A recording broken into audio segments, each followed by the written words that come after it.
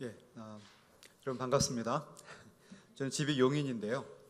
용인에서 쭉 이렇게 올라오면서 보니까 구리로 해서 이렇게 북악산 그쪽에서 왔는데 아름다운 풍광을 보면서 또 여러분과 만나서 함께 개혁신학을 나눌 그런 기대하는 마음으로 달려왔습니다. 저에게 주어진 시간 안에서 우리 같이 한번 제가 준비한 강의를 가지고 서로 깊이 신학적 사귐의 시간을 갖도록 하겠습니다. 우리가 이제 같이 이번 시간에 살펴볼 주제는 칼빈과 네덜란드 코른헤르트의 개혁신학적 삶과 예배라는 주제입니다. 아마 여러분들은 코른헤르트란 이름 자체를 아마 처음 들으셨을 분들이 대부분일 가능성이 많습니다. 물론 칼빈은 많이 들으셨을 거고 또 많이 일정 부분 또 강의라든지 설교를 통해서 만나셨던 분이라고 생각을 합니다. 그러면 이 칼빈과 네덜란드 코른헤르트가 왜 중요한가? 이제 그 부분은 사실은 1560년에 이 코른헤르트라고 하는 인물이 칼빈에 도전하는 그런 글을 썼고요. 그리고 그것이 사실은 굉장히 그 당시 종교개혁주의자들, 개혁주의자들에게 강력한 도전이 되고 있었습니다. 뭐 한마디로 말하면 그겁니다. 신앙은 영적인 문제요, 마음의 문제이니까 굳이 당시 로마 카톨릭의 미사에 참여하지 않는다고 고집하면서 박해를 받거나 고난을 당하지 말고 미사에 들어가서 미사 드려라. 마음속으로만 하나님 믿으면 되는 거 아니냐. 하나님 우리 영혼을 중시하는 거 아니냐. 이렇게 얘기를 하니까 당시 많은 네덜란드 개혁주의자들이 혼란에 빠진 거죠. 그러면은 미사도 들어가고 우리 마음대로 해도 우리 마음만 예수 잘 믿으면 되는 거 아닌가? 이 혼란이 왔어요. 그래서 개혁주의 진영에 큰 도전이 되었는데 거기에 대해서 칼빈이 바로 2년 후에 1562년에 어느 네덜란드 사람에 대한 답변이라고 하는 제목으로 실제 답을 보냈습니다. 근데 이것이 많이 안 알려져 있었습니다. 이 자체가 이 서신에 대한 연구가 제가 생각하기에는 미국 칼빈 신학교의 그 저널에 칼빈 디알로지칼 저널에 영어로 번역된 것이 한번 실렸던 적이 있고요. 그것도 연구가 아니라 그대로 번역만 한 것이 한번 전권이 실린 적이 있었고 여기에 대한 연구는 거의 없었습니다. 그래서 어쩌면 국내 그리고 어쩌면 국외도 거의 소개가 안 되고 거의 처음 소개하는 그런 인물인데 이것이 우리에게 중요한 것은 바로 사문과 예배의 문제입니다. 과연 개혁주의자들은 우리 삶의 현장에서 어떻게 우리의 신앙을 삶으로 나타내야 하는가? 과연 개혁주의자들의 신앙과 예배는 무슨 관계가 있는가? 많이 우리들이 고민하는 주제인데요. 그 주제가 여기에 담겨 있습니다. 그래서 제가 준비한 강의안을 중심으로 쭉 제가 이렇게 필요한 부분을 체크해 나가면서 필요한데 보완 설명이 필요하면 설명을 드리도록 그렇게 하겠습니다. 제가 이제 아까 잠깐 이렇게 말씀을 나눠보니까 여러분들은 아무리 어려워도 잘 이해하신다고 제가 이렇게 들어서 맞습니다, 그죠?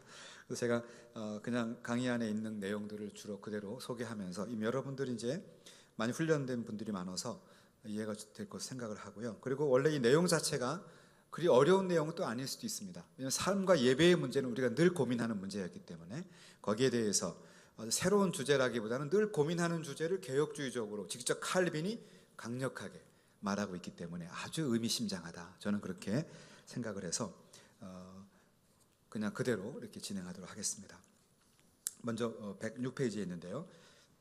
칼빈은 네덜란드의 인문주의자요 니고데모주의자였던 코른헤르트와 1560년에서 62년에 걸쳐서 로마 카톨릭 의식에 대한 논쟁을 벌였습니다.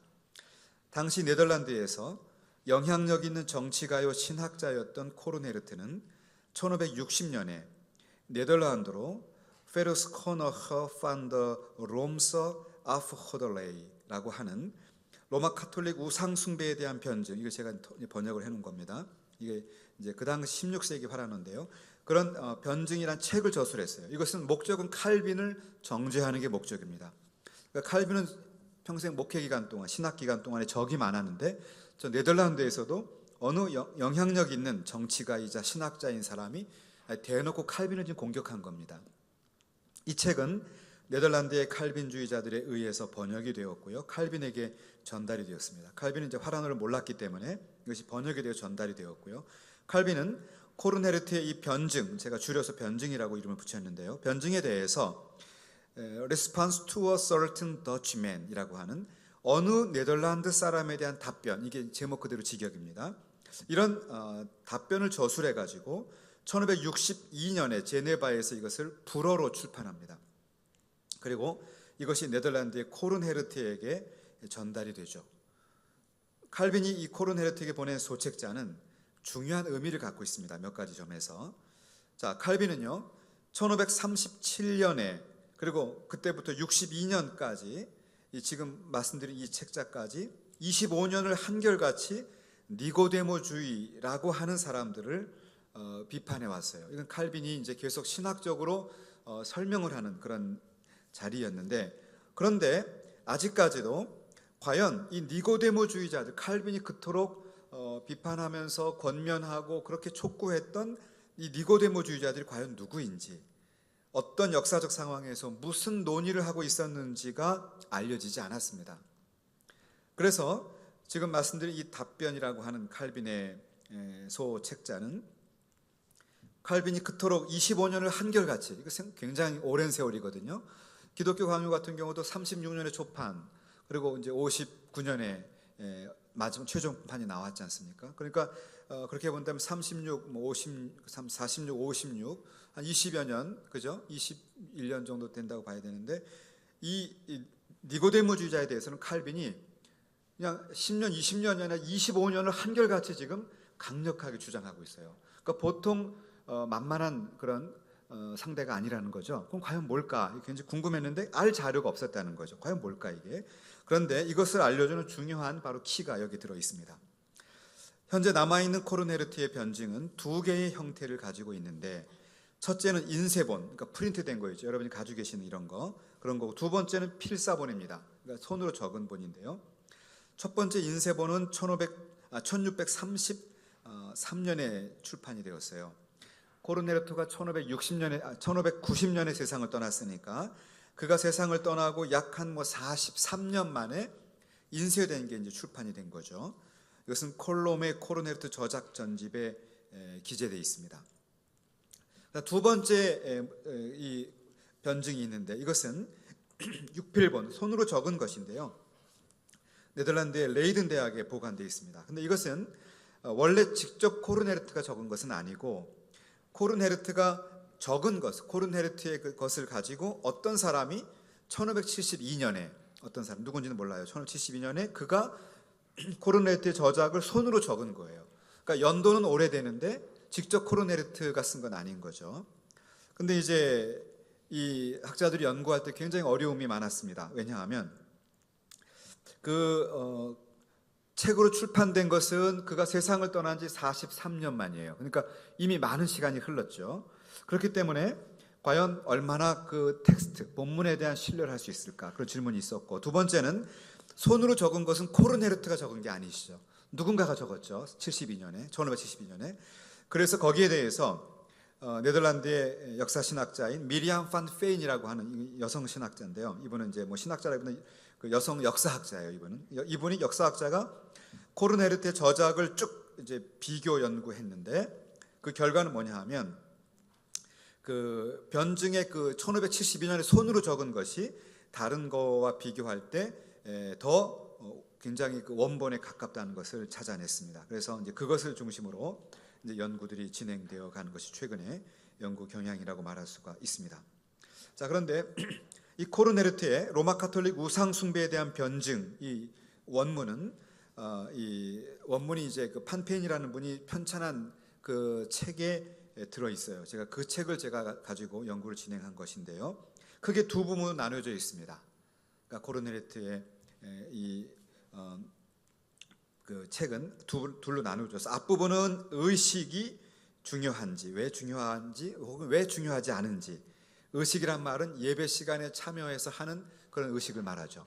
우리가 예배 시간에 참여하면 찬송을 부릅니다. 또 여러분 시편 찬양 부르시는 모르는데 시편 찬양이라든지 이런 찬양을 부르고, 그 다음에 기도가 있고 설교 이런 예식이 있죠. 의전, 리툴지라고도 할 수 있는 세레모니.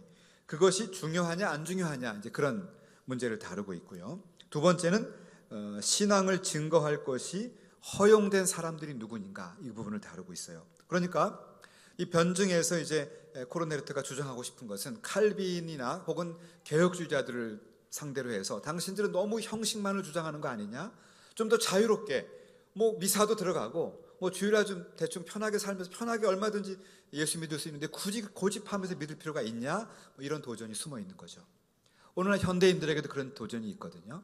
꼭 굳이 이렇게 전통적인 신학적인 혹은 이런 전통적인 그런 그 예배와 그런 의식을 할 필요가 있느냐? 우리 편하게 살아보자. 편하게 예수 믿으면 어떠냐? 이런 도전이 있거든요. 그러니까 그 도전을 코르네트가 한 거예요, 칼빈에게. 그래서 칼빈이 거기에 답을 주고 있는 겁니다. 자, 이제 거기에 대해서 한번 우리가 살펴보도록 하고요. 칼빈은 이 코르네르트에 대해서 영혼과 육체, 신앙과 삶은 분리될 수 없다라고 명확히 말합니다. 그러니까 코르네르트가 말한 것처럼 우리가 마음으로 영혼으로 믿고 우리 삶은 그냥 적절하게 살아도 된다. 우리 좀 세상 사는 사람인데 적절하게 우리가 타협하며 살면 된다. 그게 아니라 영혼과 육체가 분리될 수 없듯이 우리의 신앙과 삶은 떨어질 수 없다 이렇게 말하고요. 그래서 로마 카톨릭의 의식에는 참석해서는 안 되고 개혁주의 예배에 참석해야 된다. 이 점을 명백하게 말하고 있습니다. 그래서 이 논문은, 이 강의는 칼빈이 말하고 있는 개혁주의 신학과 삶의 통전성, 그러니까 우리가 믿고 있는 개혁주의 신앙이라는 것이 오늘날 우리의 삶과 우리 예배에 어떤 관련을 맺고 있는지 이 점을 아주 선명하게 보여준다라고 말할 수가 있습니다. 동시에 그 신학이 카톨릭을 강력하게 후원하고 있는 스페인의 가혹한 박해에 대해서 네덜란드가 독립으로 나갈 수 있는, 그러니까 이제 신앙의 공동체로서 독립적인 독립국가로 나갈 수 있는 원동력을 제공할 수가 있었습니다. 이제 그 점을 우리가 살펴보게 될 것입니다. 그래서 먼저 우리는 16세기 유럽의 니고데모주의와 관련된 여러 가지 이야기를 살펴보고요. 순서가, 그러니까 니고데모주의가 과연 뭐냐 이 점을 제가 설명을 드릴 거고, 그 다음에 코르네르트의 변증이라고 하는 책이 과연 뭔지, 그 다음에 이제 가장 중요한 칼빈이 직접 저술했던 어느 네덜란드 사람에 대한 답변에서 말하고 있는 개혁주의 신앙과 삶의 문제, 예배의 문제를 다룸으로써 우리가 지금 현대인들이 고민하고 있는 그런 방향을 한번 칼빈의 이야기를 통해서 경청하려고 합니다. 자, 그러면 이제 16세기 유럽의 니고데모주의를 먼저 살펴볼 텐데요. 이 니고데모라고 하는 이름 여러분 성경에서 기억나시죠? 요한복음에 보면 낮에는 유대인의 관원으로 있어요. 근데 밤에 아무도 안 보이는 밤에 몰래 예수님에게 찾아가서 진리를 찾고 구원에 대해서 궁금히 여기는 그런 인물 아닙니까? 그죠? 그러니까 이 니고데모주의란 말은 속으로는 개신교 신앙을 갖고 있는 사람들이에요. 그런데 겉으로는 드러내면 자기에게 불이익이 오고 압박이 오고 그리고 왕따가 될 수 있으니까 신앙을 드러내지 않고 그냥 속으로만 숨기고 있는 이제 그런 사람들을 말하는 것으로 이렇게 일반적으로는 논의가 되고 있습니다. 그래서 자신의 신앙을 숨기고 있는 복음주의자들, 이단자들, 개혁자들, 여기서 말하는 이단은 로마 카톨릭에서 이제 이단 시되는 사람들이 의미가 있는 거죠. 자, 그런데 거기에 대해서 최근에 연구들이 좀 이렇게 나오고 있는데요. 이제 거기에 보면 그 제가 최근에 니고데모주의에 대한 연구를 보면 다 뭘 놓치고 있냐면 네덜란드, 칼빈이 직접 네덜란드 그 코르네르트에게 편지까지 쓰면서 강력하게 신학을 전개하고 있는데 그 부분을 전혀 다루지 않고 있습니다. 그러니까 주로 프랑스라든지 이 독일권, 특히 프랑스권에서 진행되었던 그 니고데모주의자들만을 언급하고 있기 때문에 칼빈이 직접 상대했던 그 실체를 다루지 못함으로 인해서 충분한 이해가 좀 부족했다. 저는 이렇게 평가를 하고 싶습니다. 그 당시 니고데모주의자들을 보면 크게 네 가지로 이제 말할 수가 있는데요. 첫째는 명성을 위해서 복음을 설교하는 자들입니다. 그러니까 이들은 뭐냐 하면 개혁주의자예요. 본인이 자타가 공인하는 개혁주의자인데 정말 복음과 그 개혁신학의 본질을 가지고 설교하고 그렇게 살아가고 그렇게 실천하는 그런 그리스도인들이 아니라 그냥 남들에게 그렇게 듣고 싶은 명성, 명예를 쫓아가기 위해서 자기가 그렇게 개혁주의자라고 말하는 사람들입니다. 두 번째 사람들은 뭐냐 하면 고상한 최고의 서기관들인데요. 당시 설교를 하진 않았어요. 그러나 당시 그 로마 카톨릭, 당시 카톨릭 교회에서 고위 행정직을 갖고 있는 사람이에요. 그러니까 이미 사회적으로나 교회적으로 높은 직책은 갖고 있습니다. 그런데 그 가운데서 정말 그 자신의 삶이 자신이 갖고 있는 그 신앙만큼 살아내기보다는 지위는 신분은 유지하고 그냥 적절하게 남에게 간섭받고 싶지 않은 사람들, 그들을 니고데모주의라고 말한다는 거죠. 세 번째 부류는 기독교를 철학으로 바꾸는 지성인들입니다. 주로 그 당시 엘리트들인데요. 변호사, 의사, 철학자 이런 사람들인데 이들은 자신은 삶으로는 살아내지 못해요. 그렇게 실천하고 열정적으로 말씀과 개혁신앙의 본질대로 살지는 못하는데 그런데 좀 고상한 사람으로 불리우고 싶은 사람들, 그런 엘리트들입니다. 그런 사람들이 여기 속하고 있었고요. 네 번째는 평신도인 상인과 평민들입니다. 이분들은 이제 마음의 어떤 그런 만족을 위해서 나도 개혁 신앙대로 좀 살아가고 있는 사람이야, 이런 말을 들으면서 본인이 좀 마음의 심리적인 안정을 얻고 싶은 사람, 이런 사람들이 있었다는 거죠. 자, 이런 네 가지 분류의 그 니고데모주의자들이 있었는데 이런 내용들을 볼 때는 사실은 이제 우리가 지금 말하는 그 코른헤르트와 같은 신학적으로 상당히 도전하는 그런 사람들보다는 당시 수동적인 모습을 갖고 있거든요. 그런데 오늘 우리가 같이 지금 공부하는 이 코른헤르트의 문제는 뭐냐 하면 직접 칼빈을 공격하는 그런 소논문을 발표했던 거죠. 그러니까 다른 사람들은 자기만 편하게 살면 다행인데 이 사람은 직접 공격하면서 그렇게 한 것이 잘못됐다라고 오히려 개혁주의자들을 혼란스럽게 하고 당황스럽게 만들었기 때문에 우리가 간과하기 어려운 그런 부분이라는 겁니다. 아마 이해가 되실 걸 생각을 하고요. 자, 그 다음에 이제 니고데미즘과 정치에 대한 건데 결국 이제 그렇게 살아가는 사람들, 니고데모주의 정신으로 살아가는 사람들을 보면은 정치적인 맥락하고도 서로 이해관계가 얽혀 있다, 이렇게 볼 수가 있습니다.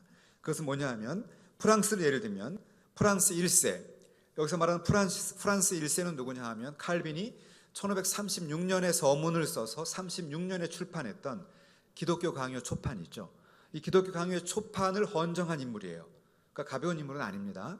이 프란시스 1세, 바로 그가 이제 세상을 떠나면서 그리고 이제 영국에 그리고 이제 헨리 2세가 뒤를 이으면서 이제 강력한 종교 재판서가 세워지게 돼요. 그러니까 무슨 얘기냐 하면 프랑스와 1세까지는 그 정도까지는 아니었는데 이제 프랑스와 1세 다음에 프랑스와 2세, 앙리 2세 이런 프랑스의 왕들이 계속 들어서면서 그들이 뭘 만들었냐 하면 주로 1550년, 그러니까 40년, 50년대가 됩니다. 1540년대, 50년대가 되면 화형 재판소를 만들었어요. 종교 재판소. 그래서 종교 재판소를 설치하고, 이건 이제 스페인에서 배워온 거죠. 설치하고 그리고 누군가 개혁 신학을 가지고 있다는 것이 확인이 되면 그들을 이제 조사합니다. 그들을 이제 소환해 가지고 오늘 검사가 하듯이 기소하는 거죠. 기소해서 검사하고 조사한 다음에 그들이 가톨릭 신학에서 이탈한 종교개혁 신앙을 가졌다라는 것이 확인이 되면 어떻게 하냐면 그들을 바로 화형을 집행시켜 버립니다. 그래서 수많은 프랑스와 남부 네덜란드의 개혁주의자들이 화형을 당했습니다. 바로 이제 그런 시대였다는 거죠. 그러니까 이제 그런 상황이 막 발생하고 그러니까 사람들 입장에서 볼 때는 자기 신앙을 드러내고 자기 신앙대로 미사에 들어가지 않고 개혁주의적인 예배에 참석하는 일련의 행위들이 정치적으로 굉장히 압박을 받을 수 있었죠. 그래서 이것을 합리화하는 어떤 작업들이 또 신학적으로 합리화하는 작업들이 있었던 겁니다. 이런 것이 복잡하게 얽혀가지고 그래서 이 니고데모주의 문제는 40년대부터 해서 1960년대까지 유럽의 프랑스와 네덜란드 이런 지역을 아주 풍미했던, 그래서 개혁신학의 본질을 상당히 혼란하게 했던 신학적 흐름이었다, 이렇게 이해하시면 좋겠습니다. 자, 그 다음에 이제 그러면 과연 코른헤르트라고 하는 사람은 뭐라고 칼빈과 개혁신학을 비판했을까? 자, 여러분 흥미로운 사실은 이 비판은 오늘날 현대 지성인들이 우리에게 던지는 비판이기도 해요. 오늘날 현대인들, 세속된 사회를 살고 있는 현대인들이 우리 크리스찬들, 우리 개혁주의 성도들에게 던지는 질문과 유사하기 때문에 여러분 귀담아 들으시면 굉장히 유익할 것으로 생각이 됩니다. 자, 이 당시 네덜란드의 르네상스 시대에 리더십을 발휘했던 신학자, 철학자, 정치가, 예술가였던 사람이 이 코르네르트입니다. 이 코르네르트는 1522년에 암스테르담의 의류 상인의 막내로 태어나게 됩니다. 그러니까 이제 암스테르담의 의류 상인이라고 하는 걸 볼 때 뭘 이해하셔야 되냐면, 이것은 굉장히 그 정치적인 귀족이라기보다는 경제적인 귀족, 신흥 귀족입니다. 신흥 귀족이고요. 무역을 통해서 이제 부르주아 계층으로 그렇게 올라와 있는 인물의 가문의 아들이었다, 이렇게 보시면 되고요. 그런데 그는 비교적 미천한 신분이었던 코르넬리아 시몬스를 아내로 맡기게 돼요. 그러니까 이 사람은 정말 사랑이 전부다, 뭐 이런 사람이죠. 자기가 좋은 지금 신흥 귀족 부르주아 계층에 있었는데 그만 이제 신분이 낮은 어느 시몬스라고 하는 코르넬리아 시몬스라고 하는 여인과 이제 그 결혼을 하게 되는 거죠. 그러니까 가족들이 그를 굉장히 무시하고 가문을 모욕시켰다 이러면서, 그 당시도 유럽은 귀족 사회였고 계층 사회이니까 굉장히 그를 막 이렇게 멸시하게 돼요. 그래서 결국은 상속도 받지 못했다고 합니다. 부잣집 아들이었지만 사랑 때문에 상속받지 못했고요. 결국 하arlem에 정착하게 되는데, 여기에 머무르면서 당시 동판화가, 당시 네덜란드는 여러분 렘브란트 이런 이름을 들어보셨죠? 렘브란트, 루벤스, 이 사람들이 다 16세기, 17세기 이 어간에 유럽에서 아주 고도의 그 예술, 미술 문화를 발달시켰던 인물들이거든요. 다 그 동시대 사람들이에요. 그러니까 이제 굉장히 아주 예술에 탁월한 능력이 있는 사람들이 많았는데, 이 마르틴 판 헤임스케르크라는 사람도 그랬습니다. 동판학으로 유명했는데 그와 함께 이제 작업도 하고 막 이랬습니다.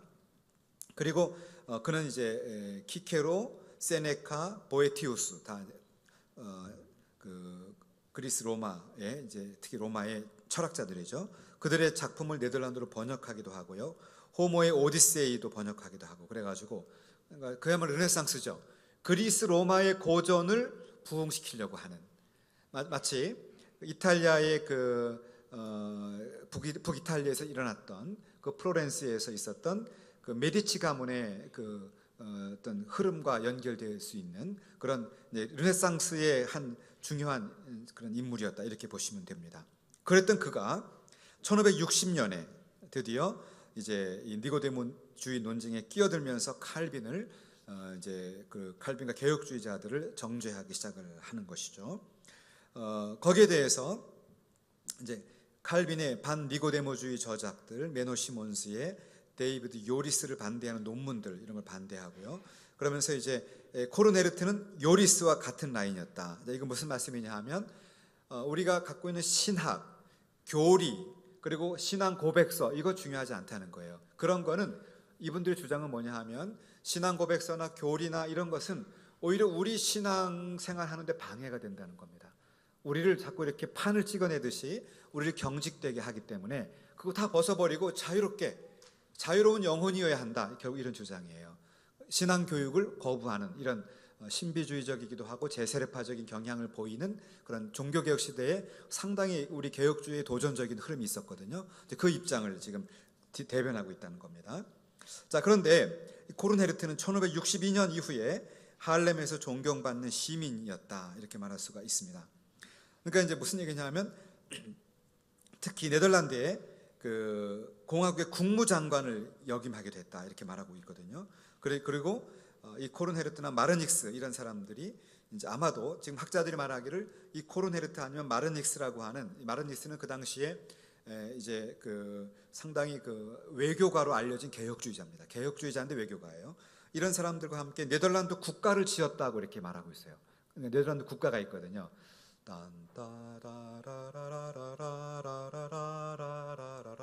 이렇게 되는 게 있는데, 그 국가의 가사를 작사했다라고 불려지는 인물이니까 굉장히 영향력이 큰 사람이죠.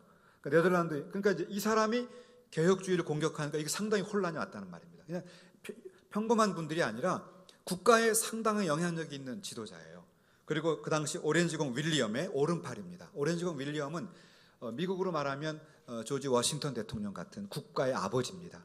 네덜란드 독립의 그 1등 공신이었던 그 네덜란드 독립의 아버지였던 그 필름 판 오란요, 오렌지공의 오른팔이었고, 그러니까 이분은 정치적으로 보나 문화적인 소양으로 보나 여러 가지 면에서 이분의 어떤 주장은 개혁주의자들을 굉장히 당황스럽고 이거 내가 틀렸나 막 이런 그 혼란에 빠뜨렸다는 겁니다. 이해가 되시죠? 예. 자, 그 다음에 자, 코르네르트는 신학적으로는 당시 네덜란드에서 권위 있게 교육되고 있었던 하이델베르그 신앙 고백서를 비판합니다. 그러니까 바로 이거예요. 신앙 교육을 거부하는 겁니다. 그냥 우리 영혼의 자유에 맡기라는 거예요. 그렇게 하다가 그 영혼과 그 자녀들이 망치는 걸 누가 책임지겠어요? 그러니까 무책임한 거죠, 사실은. 그죠? 신앙 교육 시키지 말고 자기 갈 대로 가라 이 말이에요. 자유주의자죠, 한마디로. 자, 그러면서 후에 이게 바로 이제 흥미로운 사실은 이 아르미니우스가 코르네르트의 신학을 받아들여요. 여러분 아르미니우스 논쟁이라고 들어보셨죠? 바로 그 주인공 아르미니우스입니다. 이 아르미니우스는 제네바에 유학도 갔다 왔고 베자 밑에서 공부도 했던 당시에 아주 그 유학파 엘리트였는데 원래 그는 개혁주 신앙을 갖고 있었고 암스테르담에서 목회를 하고 있었어요. 그런데 바로 이 코르네르트의 사상이 막 이제 영향을 미치니까 이 사상을 잘 연구해서 거기에 대해서 좀 명확하게 신학적으로 잘 좀 지도해달라 이렇게 부탁을 했어요.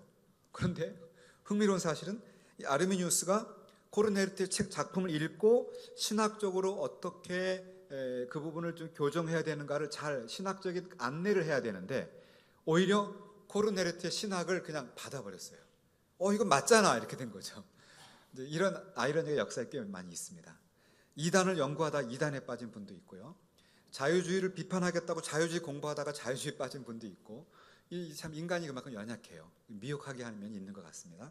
어쨌든 코르네르트는 훗날 이제 아르미니우스에게도 영향을 미쳐서 결국은 이제 신학적으로 한 라인을 형성케 하는 원동력이 되는 사람이죠. 자, 이 정도 되면 여러분 가벼운 사람이 아니라는 거 아시겠죠? 나름대로 의미가 큰 사람입니다. 자, 그럼 과연 코르네르트가 무엇을 가지고 칼빈을 비판했을까? 그 내용을 한번 보겠습니다. 첫째는 뭐냐 하면 신앙과 의식의 문제입니다. 영혼과 육체, 구약과 신약의 문제를 지금 코르네르트는 비판하고 있습니다. 칼빈은 1537년에 두 서신, 이 두 서신이라는 걸 칼빈이 처음에 쓰는데요. 이것은 이제 사실은 기독교 강요 초판이 나오고 바로 그 다음 해에 출판된 거죠. 그 이후에 1550년대 초까지 지속적으로 종교개혁을 수용한 사람들은 로마 카톨릭의 의식에 참여하지 말라라고 그렇게 가르쳤어요. 그럼 너무 당연한 거 아니겠습니까? 그죠? 종교개혁으로 이제 개종을 했다. 혹은 종교개혁 신앙을 받아들였다 하면 이제 더 이상 과거의 삶의 모습과 과거의 예배의 모습을 버리고 올바른 예배로 들어와야 하잖아요. 너무나 우리가 볼 땐 당연한데 그 당시는 사실 압력도 있었거든요. 국가로부터 박해의 압력, 기타 여러 가지 사회적 불이익, 사회적 왕따당함 이런 것 때문에 그들이 마음으로는 종교개혁 신앙을 가졌지만 여전히 카톨릭 미사에 가면서 이 신앙과 삶이 완전히 동떨어진 그런 모습을 갖고 있었다는 거죠. 저는 오늘날 현대인들도 그런 면이 많다고 봅니다. 현대인도요. 요즘은 기독교인이라고 하는 것을 커밍아웃 해야 된다 이런 말도 제가 직장 다니는 분들하고 얘기하다 보면 하더라고요.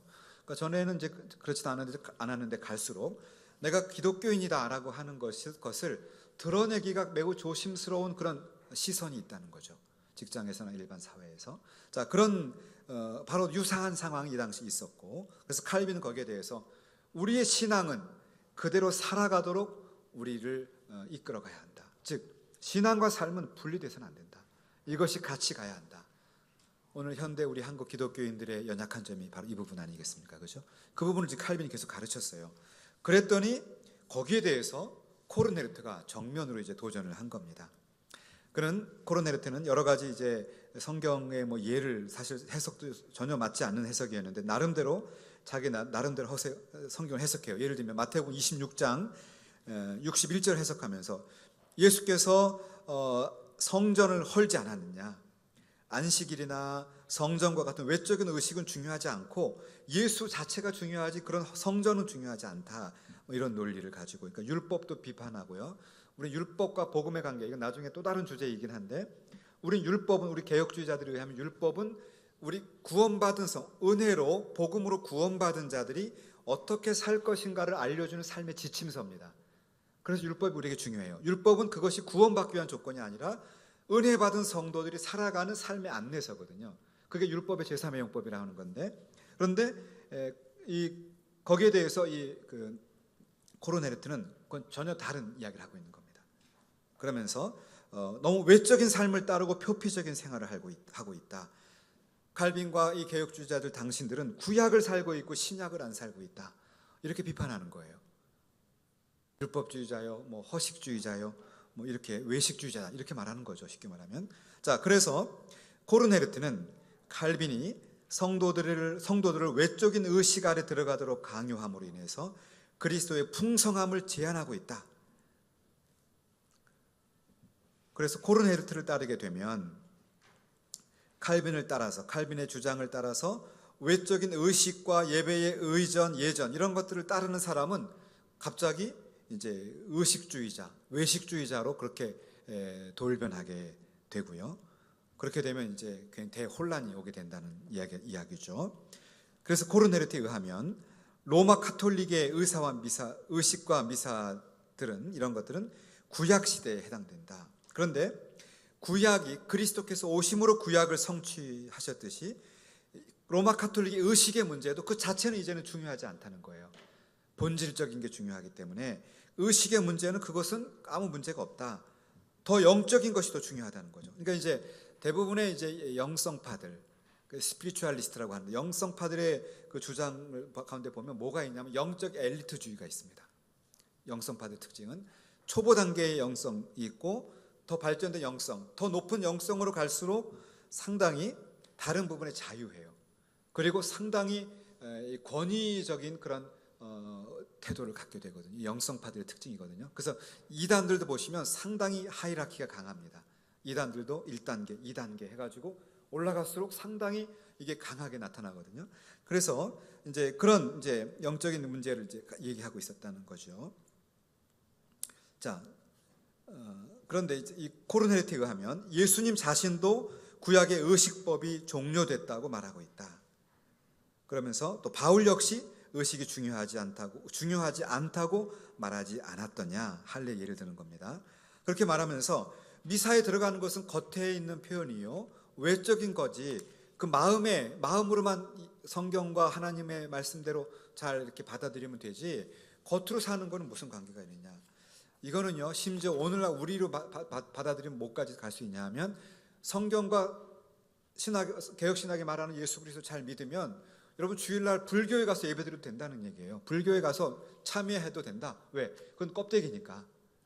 상당히 종교다운 줄로 나갈 수 있는 요소도 갖고 있죠. 무서운 폭발력이 있고 독서적인 요소가 많아요. 그러니까 이 코르넬리트 따라가게 되면요 이제 모든 게 다 열리게 됩니다. 예수만 마음속에 믿으면 모든 게 다 가한 상상할 수 없는 그런 파괴력이 있는 거거든요. 그러니까 칼빈이 여기에 대해서 명확한 가르침을 해야만 했던 것이죠. 그래서 칼빈 직접 자기가 답을 쓴 거예요. 자, 그 다음에 두 번째로 코르넬리트가 말하는 건 뭐냐 하면 진리를 경험한 자만이 진리를 증거할 수 있다고 말해요. 자, 요거는 잘 보면 맞는 것도 같고 아닌 것도 같아요. 잘하면 뭐라고 말하는지 살펴봅시다. 112페이지에 있는 겁니다. 112페이지에 위에서 다섯째 줄이에요. 코르넬리트는 자신의 변증에서 두 번째 주제를 제시합니다. 그것은 뭐냐 하면 복음의 진리를 누가 증거할 수 있겠는가라고 하는 얘기를 합니다. 여기서 역시 코르넬리트가 칼빈을 지목을 해요. 칼빈은 이라는 이름을 실명을 거론하면서 아마 요즘은 말하면 명예훼손 이런 거에 아마 소지가 많은데 그 당시엔 그런 게 없으니까 막 얘기를 한 거죠. 하면서 비판합니다. 코르넬리트에 의하면 칼빈이 자신의 신앙을 고백해야 한다고 강요했던 사람들은 아직 그런 자격이 없다는 거죠. 무슨 얘기냐 하면 진리를 경험한 자만이 주장할 수가 있는데 아직 그 미사에 들어가는 사람들은 자신의 진리를 삶으로 증거할 만한 수준에 도달하지 못한 그런 사람들이라는 거죠.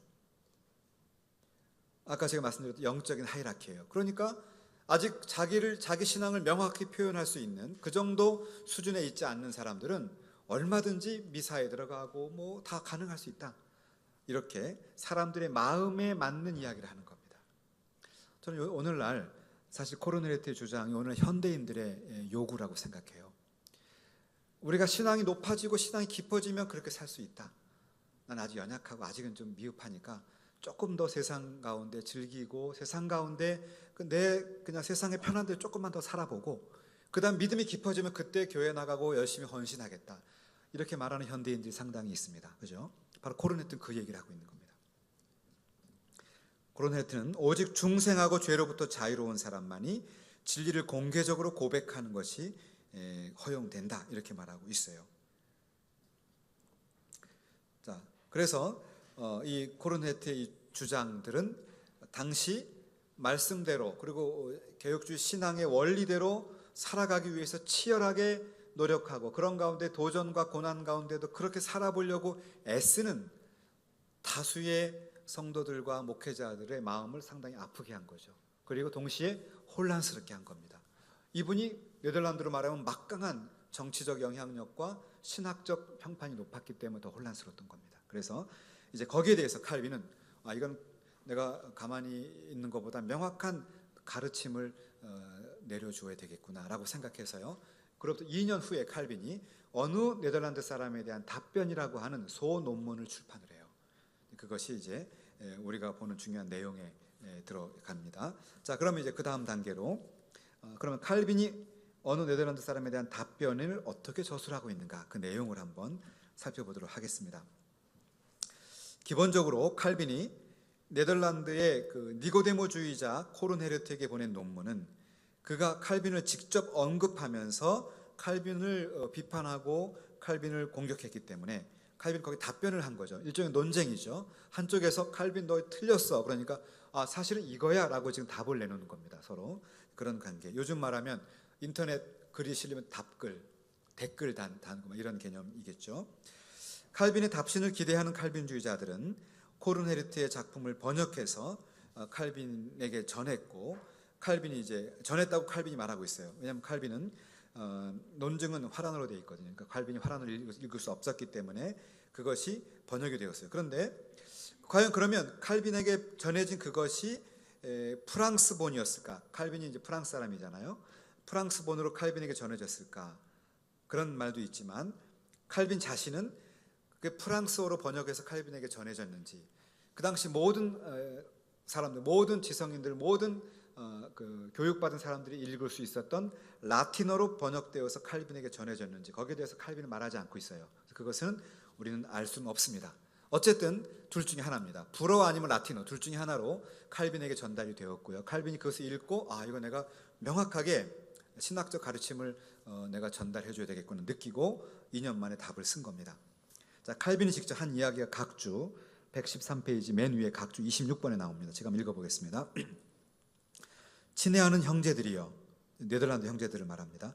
저는 여러분들의 언어에서 번역하여 제가 답신을 할 수 있도록 해주신 그 책을 보았습니다. 코른헤르트의 변증을 말하죠. 그렇게 하는 것이 저에게도 좋으며 여러분 또한 그렇게 하도록 간절히 원하는 것입니다. 자, 코른헤르트는 칼빈이 중요하지도 않은 의식을 위해서 성도들이 미사에 들어가지 않고 개혁주 예배를 드림으로 인해서 그들이 박해를 받고 순교를 받고 있다고 비난했었어요. 그래서 거기에 대한 칼빈의 입장은 뭐냐 하면 그 주장은 칼빈이 볼 때 너무나 익숙하다는 거죠. 이미 많은 사람들이 그런 도전을 했었다.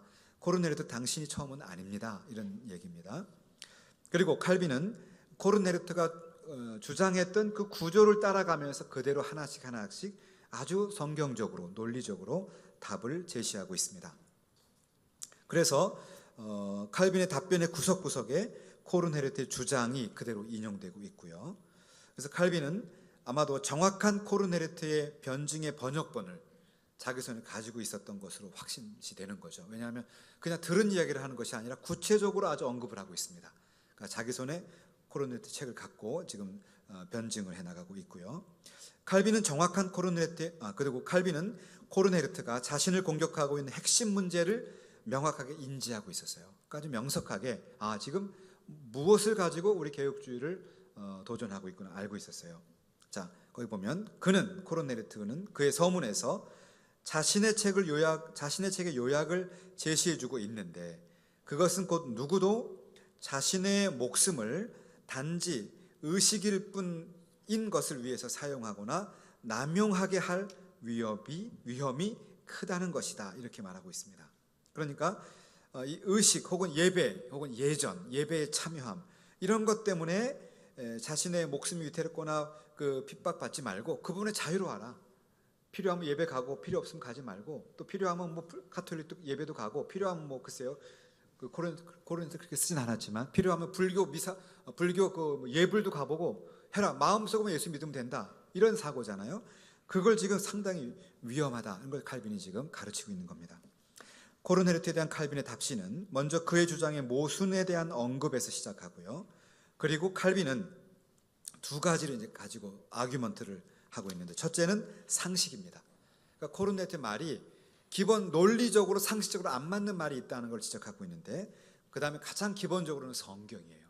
성경을 들어가 보면 당신의 주장은 틀린 겁니다 라고 지금 두 가지를 사용해서 말하고 있습니다. 저는 오늘날도 우리에게 이게 중요하다고 봐요. 우리가 기독교를 알지 못하는 사람에게 기독교를 소개하거나, 혹은 우리 교회를 향해서 도전해 오는 안티 기독교라든지 이런 사람들에게 우리가 답을 하고 그들과 우리가 이렇게 대화를 하기 위해서는 두 가지가 중요하다고 봐요. 우리가 여기 있는 것처럼 첫 번째는 뭐냐 하면 상식입니다. 우리가 하는 말이 세상 사람들이 보는 상식에 맞지 않는 말을 하면 우리를 무시해버리죠. 말도 안 되는 소리 하고 있다, 이렇게 말하죠. 그러니까 누구나 이해할 수 있는 이성인데, 누구나 이해할 수 있는 이성적인 상식이 맞아야 되고, 첫째는. 그리고 가장 핵심적으로 성경에 근거해야 됩니다. 그 칼빈의 주장은요, 루터에서 그대로 발견됩니다. 마틴 루터가 1531년에 보름스에 소환이 돼요. 유명한 보름스 회의죠. 거기에서 루터가 자신이 썼던 책을 쭉 펼쳐 보이는 그 신문관의 이야기를 들으면서, 이거 당신들이 쓴 책이 맞지? 루터가 예, 맞습니다. 그렇다면 이 책에 대해서 너가 말해봐라. 정말 너 이대로 믿고 있느냐? 이렇게 말하거든요. 그때 루터가 했던 답변이 바로 이겁니다. 나는 내가 쓴 이 책들, 주로 1521년이니까 그 전에 쓴 책이 되게 몇 가지가 안 되는데, 그 전에 쓴 책이라면 뭐 95교조 반박문도 있을 수 있겠고요, 1519년에. 그리고 중요한 것은 1520년에 나온 세계 3대 저작이거든요. 뭐냐 하면 독일 귀족에게 고함, 그 다음 이거 뭐냐 하면 독일 귀족들, 신성로마의 제후들, 당신들이 직접 하나님과 맞닿을 수 있다는 거예요. 만인제사장서. 교황을 통하지 않고도 여러분이 하나님을 만날 수 있다, 이런 도전을 했고요. 독일 귀족의 고함. 두 번째가 뭐냐 하면 교회의 바빌론 유수. 이거 뭐냐 하면 교회가 칠성례를 로마 카톨릭이 갖고 있는데, 이것은 칠성례는 잘못된 성례이다. 그래서 올바른 성례는 세례와 성찬인데, 이 세례와 성찬이 지금 잘못되어서 지금 마치 바벨론 포로가 된 것처럼 포로가 되어 있다. 이걸 올바로 찾아봐야 된다. 그래서 이것이 두 번째 교회의 바빌론 유수고요. 세 번째가 그리스도인의 자유에 대하여입니다. 우리는 예수 그리스도를 믿음으로 우리가 모든 죄책감과 모든 잘못된 것으로부터 자유하게 된다. 죄사함을 얻게 된다. 이 중요한 핵심을 설명했는데, 이러한 책들을 놓고 이게 내가 쓰는 것이 맞느냐라고 이제 신문을 해요. 그때 루터가 했던 말이 두 가지입니다. 내가 쓴 것이 논리적으로 모순이 되어 있거나, 첫째, 그것이 성경에 맞지 않는다면 나는 다 철회하겠다. 그러나 절대 그런 것이 아니다. 어디 봐라, 그런 게 어디 있느냐. 이렇게 루터가 자기를 변증하거든요. 칼빈도 흥미롭게 똑같은 변증을 하는 겁니다. 상식, 논리, 어긋나는 게 있느냐. 두 번째는 가장 핵심적으로 성경에 근거한 것 아니냐, 이렇게 변증하고 있습니다. 그런데 코르네르트 역시 그의 손에 성경을 갖고 있었기 때문에 결국 이 코르네르트와의 논쟁은 결국은 성경 해석에 대한 문제요, 신학적인 문제였다, 이렇게 말할 수 있습니다. 자, 그다음에 두 번째가 이제 사실 굉장히 중요한 의미가 많은데요. 두 번째는 영적이고 육적인 예배에 대한 그런 삶의 실천입니다. 칼빈은 코르네르트가 죽은 의식, 데드 세레모니라고 합니다. 죽은 의식, 데드 세레모니. 죽은 의식을 위해서 순교하는 것은 옳지 않다라고 하는 주장을 이제 반대하는 거죠. 그러니까 코르네르트의 주장은 그거예요. 예수님의 오심으로 모든 의식은 죽었는데, 의식은 더 이상 우리의 양심과 영혼을 억제할 수가 없는데, 그런데 미사에 들어간들 그것이 우리에게 무슨 영적인 그런 어떤 잘못이 있느냐, 마음으로 예수 믿으면 되는 거 아니냐, 이런 말이었거든요. 거기서 칼빈이 얘기합니다. 칼빈의 이야기를 직접 제가 번역을 해놨는데요. 한번 들어봅시다. 각주 30번에 있어요. 그는 죽은 자들은 죽은 의식을 위해서 자신을 죽음으로 몰고 가서는 안 된다고까지 말하고 있다. 그래서 그는 사랑을 소유하고 있지 않은 사람은 죽은 것과 같다고 보고 있다. 이렇게 칼빈이 비판하고 있습니다. 물론 칼빈은 예수 그리스도께서 오시기 이전에 유대인들의 율법 그리고 예수의 복음을 그림자와 인물로 비유해서 구별하고 있어요. 이 점은 칼빈도 마찬가지예요. 자, 칼빈의 말을 들어봅시다. 각주 31번인데요. 114페이지에 우리는 한편으로는 예수 그리스도께서 오시기 전에 유대인들에 의해서 사용되었던 그림자와 인물들 사이를 지혜롭게 구분해야만 한다. 그러나 다른 한편으로 영원토록 우리와 함께 남아있을 것은 무엇인가를 구별해야 한다. 이렇게 칼빈이 말합니다. 자, 이 말이 무슨 말인가 제가 한번 설명해 놨는데요. 그러나 칼빈은 율법과 복음의 구별을 주장하고 있어요. 그러면서도 영원토록 지속되는 것을 폐기해서는 안 된다고 강조하고 있습니다. 칼빈의 입장에서 볼 때 코르네르트는 그리스도인들은 모든 의식에서 자유롭다고 주장하고 있는 것입니다. 그러나 칼빈은 바울도 말하고 있는 것처럼 그리스도인들은 모든 것에서 자유롭지만 하나님에 대한 예배라는 관점을 가지고 코르네르트를 반대하고 있는 거죠. 자, 그 다음 말을 잘 들어보세요. 칼빈이 하는 말입니다. 그가, 즉 코르네르트가 말하기를 하나님에 대한 외적인 예배는 더 이상 아무것도 아니며 어떤 율법이나 계율도 지켜져서는 안 된다고 한다. 그러면 바울이 말하는 그런즉 너희 몸으로 하나님께 영광을 돌리라 라고 하는 말씀은 어떻게 이해해야 되겠느냐 이렇게 질문하는 거죠. 만약에 우리가 영혼이 중요하고 육체가 중요하지 않고 또 우리 본질이 중요하고 의식이나 예배 이런 건 중요하지 않아서 그걸 무시해도 된다고 한다면 바울이 말했던 우리 몸으로 우리의 전체적인 삶으로 하나님께 영광을 돌리라고 이 말을 어떻게 당신들은 해석하겠느냐라고 지금 성경을 가지고 본질적인 도전을 하고 있는 것입니다.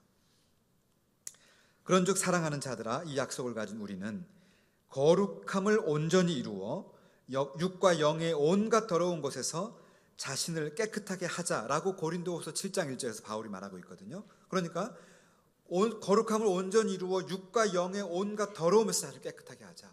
육적인 것도 중요하다는 거죠. 우리의 삶도 중요하다는 거예요. 저는 구원파 있죠. 한국에 이단 중에 구원파. 이 구원파와 관계되는 이단이 코르네르트와 비슷하다고 보시면 될 것 같아요. 그러니까 그냥 예수 믿고 마음으로만 믿으면 다 끝나는 거예요. 어떻게 살든지 아무 관계 없어요. 왜? 구원받았으니까. 이건 일종의 도덕 폐기론으로 나갈 수 있고요.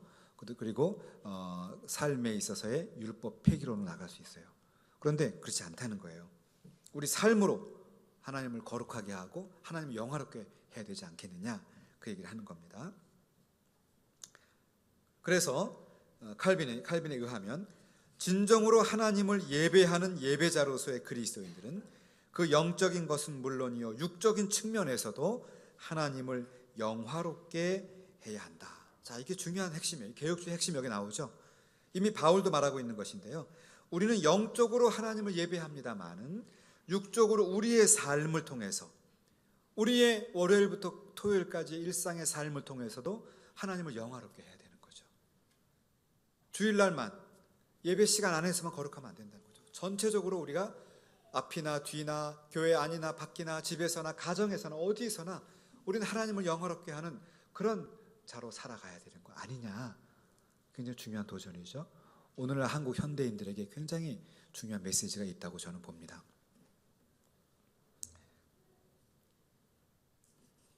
그래서 신앙과 삶은 분리될 수 없다. 칼빈은 코르네르트가 율법에 대한 칼빈의 견해를 잘못 이해하고 있다라고 지적하면서 그리스도께서 자신의 말씀과 행함으로 세우신 하나님께 대한 외적인 예배를 가지고 자신의 입장을 피력하고 있습니다. 말씀과 행함으로 세운 외적인 예배, 이거 중요하다는 거예요. 그 구별하여 예배드리는 거 중요합니다. 여러분 요즘 인터넷 시대가 되고 이제 그러면서 나타난 현상 중에 하나가 주일날 교회 뭐하러 가느냐, 집에서 TV를 틀거나 인터넷만 들어가면은 얼마든지 설교가 쏟아져 나오고 예배가 생중계 되니까 우리 교회 가지 말고 집에서 그냥 시컷 늦잠 자다가 쫙 일어나가지고 잠깐 앉아 있다가 또 막 골프 치러 다니고 뭐 어디 놀러 다니고 얼마나 우리 이렇게 예수 믿자 이런 생각은 코르네토와 같은 생각인 거예요. 그게 아니라는 거예요. 우리가 예배를 위해서 잘 준비하고 내일 예배지 오늘 내가 너무 늦게 자지 말고 예배 갈 때는 어떻게 내가 준비하고 가야 되겠구나 이렇게 준비하면서 우리 마음을 가꾸는 거 마음을 준비할 뿐만 아니라 실제적으로 예배를 위한 준비와 예배에 참여하는 그 행위 자체가 하나님을 영화롭게 한다는 거예요. 하나님 그걸 기뻐 받으신다는 겁니다. 그러니까 칼빈의 이야기는 코르네트는 당신은 그렇게 하면은 결국은 복음을 제대로 이해 못한 거다 이 말이죠.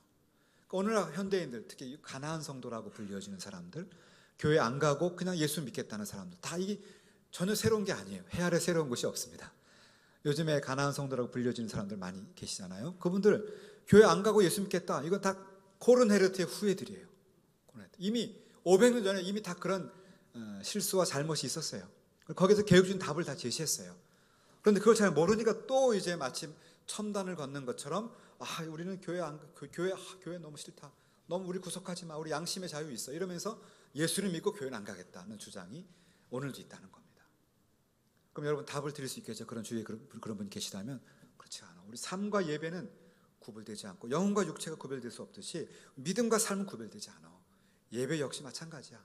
하나님께 온전히 드리는 모든 삶이 예배이고 특히 주일날 구별해드린 예배는 우리가 정말 중요하게 하나님께 드리는 하나님과 만남이 되는 예배다. 이것을 강조하게 되거든요.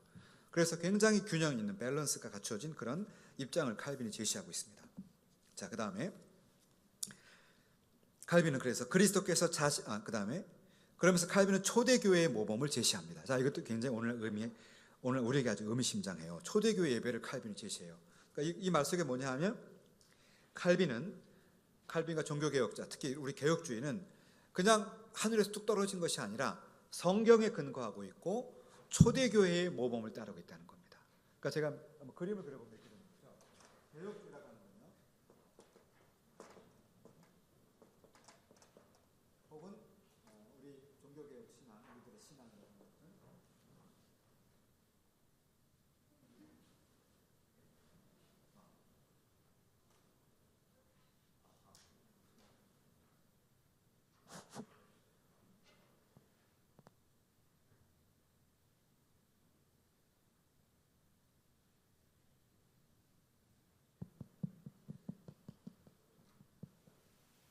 들리시나요?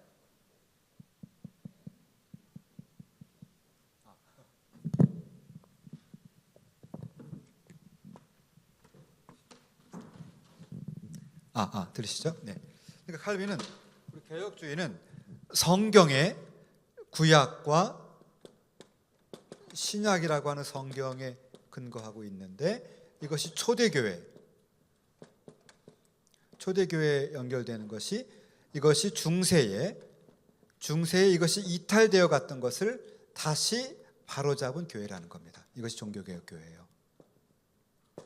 이것이 나중에 이제 청교도로 연결되고 혹은 네덜란드의 개혁파 경건주의로 연결됩니다. 이렇게 해서 오늘날까지 오게 되는데, 그러니까 종교개혁 우리들은 사실은 성경과 초대교회의 이 전통을 따라가는 자들이지 이걸 버리는 자들이 아니라는 겁니다. 근데 현대 기독교인 가운데 많은 분들은 우리가 이런 흐름에 있다라기보다는 성경에서 바로 와가지고 개혁주의와 종교개혁의 전통과 그 특징을 다 버리려고 하죠. 이게 이제 종교개혁 시대로 말하면 제세례파적인 경향이 현대인에게 아주 많이 나타납니다. 근데 그것은 옳지 않아요. 그래서 그렇게 갔을 경우에 결국 끝자락은 신앙으로부터 이탈 현상입니다. 역사는 그걸 증명하고 있거든요. 자, 그 다음에 그래서 칼빈이 초대교회를 지금 언급하고 있습니다. 초대교회를. 자, 각주 35번에 있는 내용인데, 나는 내 자신의 소유를 팔아서 그것을 가난한 자들에게 나누어 줌으로 초대교회를 모방해야만 합니다. 중요한 얘기하죠. 초대교회를 따라가야 되는데 내 소유를 팔아서 가난한 자들에게 나누어 줌으로 그렇게 해야 된다는 겁니다. 그는 모든 것들을 공동으로 나누어 가지는 것은 외적인 사랑의 교율을 지키는 방식이었다라고 말한다는 것입니다. 그러니까 진정한 예배는 우리가 주일날 구별해 드린 예배도 예배이고, 그리고 더 확장해서 이제 내 소유를 팔아서 가난한 자들에게 나누어 줌으로써 사랑을 실천하고 구제하는 것, 그것도 외적인 계율을, 사랑의 계율을 지키는 것이고, 그것이 우리 신앙의 중요한 고백이요 신앙의 표현이라는 겁니다. 오른페이지 보면 칼빈이 코르네트를 반박할 때 그가 사용했던 중요한 논거 중에 하나는, 예수께서 말씀하시는 예배는 단지 영적인 것뿐만 아니라, 이걸 영적인 것뿐만이라고 한다면 코르네트를 따라가는 거죠. 코르네트를. 그것이 아니라 우리 삶과 사랑의 실천이라고 하는 실제적인 영역도 무시하면 안 된다는 거예요. 그래서 칼빈은 첫째로 복음의 증인으로 굳건하게 서다가 순교를 당하는 사람들에 대해서 코르네트가 너무나 우스꽝스럽게 묘사하는 것을 비판하는 겁니다. 그러니까 코르네트의 말은 그런 거예요. 저 어리석은 사람들, 그냥 마음으로 예수 잘 믿고 마음으로 성경 믿고 얼마든지 카톨릭 예배 참석하면서 굳이 왕따 당하지 않고 굳이 그렇게 고난받지 않아도 되는데, 굳이 드러내놓고 미사에 들어가지 않고 그렇게 살다가 왜 그 고난을 당해? 그리고 순교당하는 사람을 굉장히 비아냥거렸거든요. 거기에 대해서 칼빈이 명확하게 답변을 했다는 거죠. 두 번째로, 성경을 근거로 우리가 살아서뿐 아니라 죽어서도 하나님을 영화롭게 해야 된다. 우리 모든 삶을 통해서. 그러면서 칼빈은 성령께서 교회를 모든 회중으로 부르시고 계시며, 이 회중에서 말씀이 선포되며 그의 이름이 신실하게 불려지며 성례가 집행되는 것이다 라고 칼빈이 지금 말하고 있어요. 자, 여기서 이제 제가 한 가지 더 추가를 해보자면, 여기서 말하는 이 초대교회 예라고 말할 때 유명한 사도행전 2장 42절이 나오는 겁니다.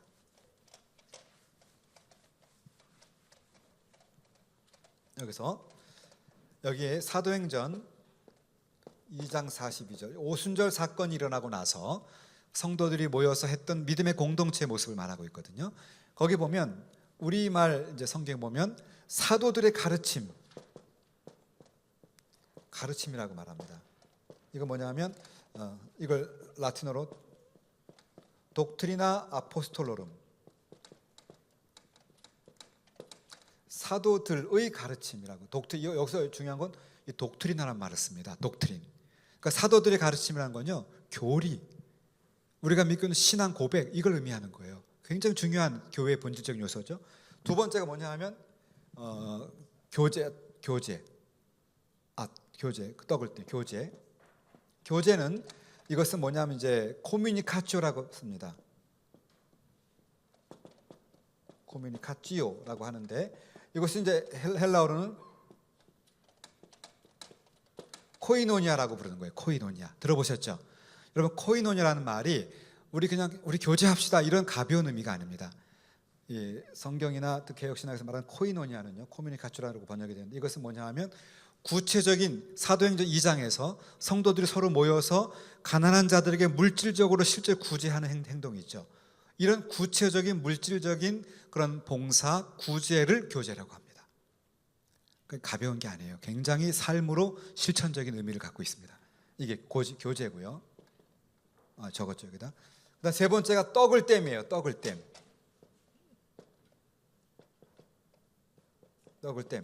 프락지오 파니스.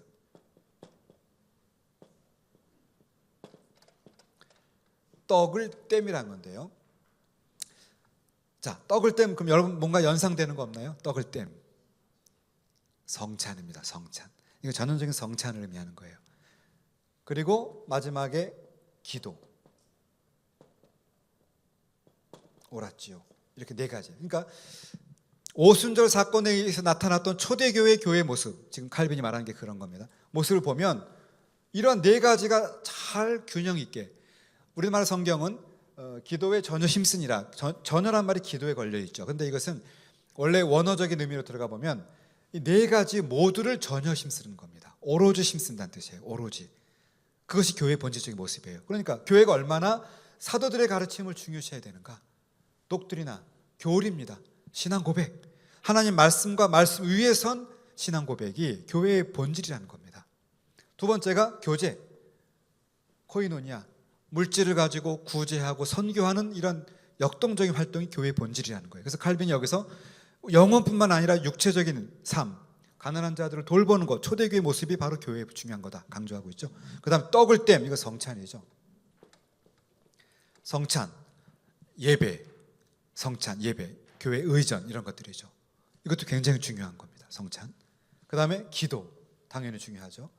그런데 요게 종교개혁 시대에는 요게 4가지로 나와요. 여러분 나중에 성경 찾아보세요. 그런데 이게 종교개혁 당시에는 이렇게 4가지로 해석이 되지 않았습니다.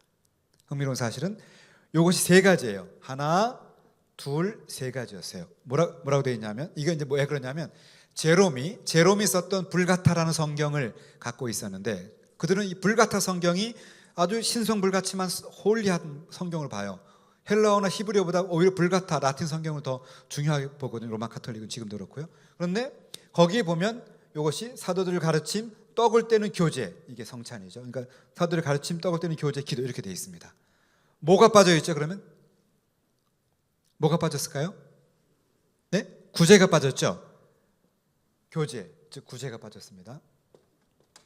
그러면 여러분이 볼 때 카톨릭이 원래 구제 많이 하잖아요. 그죠? 그럼 그게 어디에 가 있을까요? 카톨릭은? 남을 위하고 가난한 자를 돕고 하는 것이 왜 그렇게 할까요? 그들이? 왜 그런 선한 행동을 왜 할까요? 그들은 구원받기 위해서 합니다. 이게 구원론으로 가요. 그러니까 선을 행하고 가난한 자를 돕고 함으로써 행위를 통하여 구원을 받고 싶은 거죠. 이게 행위 구원론입니다. 이행칭의. 그게 이제 그 당시 카톨릭 신학과 연결되는 흐름들이에요. 그런데 이것을 에라스무스라고 하는 인물이, 종교개혁 시대 인문주의자입니다. 에라스무스라고 하는 인물이 헬라어 성경을 편찬했어요. 성경이 원래 여러분 신약은 무슨 언어로 기록됐습니까? 헬라어로 기록됐죠. 그죠? 헬라어 성경을 딱 보니까 그게 아니었어요.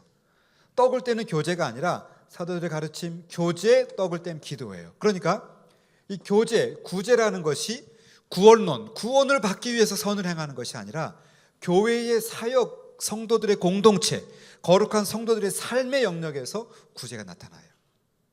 이게 굉장히 중요한 차이입니다. 자, 그 말은 구제가 중요하다는 겁니까? 안 중요하다는 겁니까? 중요해요. 중요한데 그것이 구원의 조건으로서의 이행칭의가 아니라 구원받은 성도들의 공동체의 모습을 통해, 사역을 통해 나타난다는 거죠. 굉장히 중요한 차이가 있고 아주 의미가 큽니다.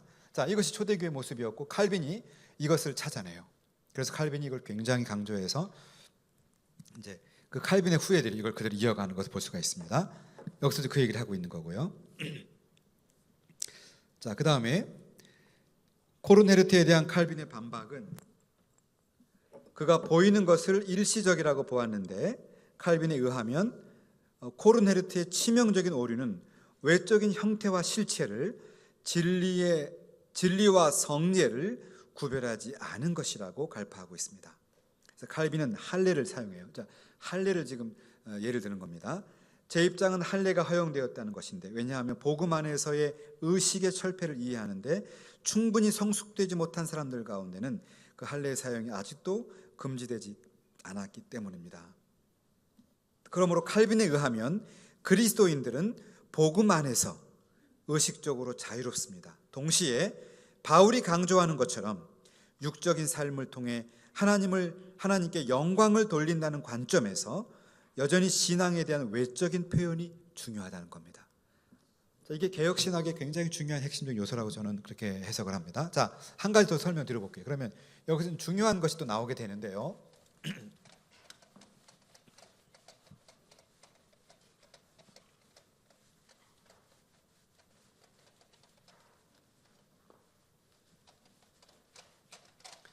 자, 이제 예를 들면 지금 칼빈이 여기서 영혼과 육체를 얘기를 하고 있지 않습니까? 그죠?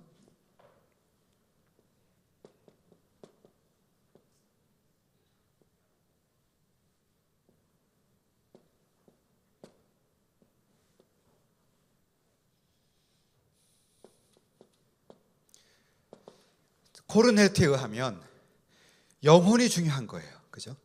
그래서 육체 이거 중요하지 않으니까 어떻게 살아도 좋다 이렇게 주장하고 이 둘을 나눠 놓고 있습니다. 그죠? 그런데 또 어떤 사람들은 영혼 이거 뭐가 중요해? 잘 먹고 잘 살고 즐기면 되지라고 육체를 중시하죠.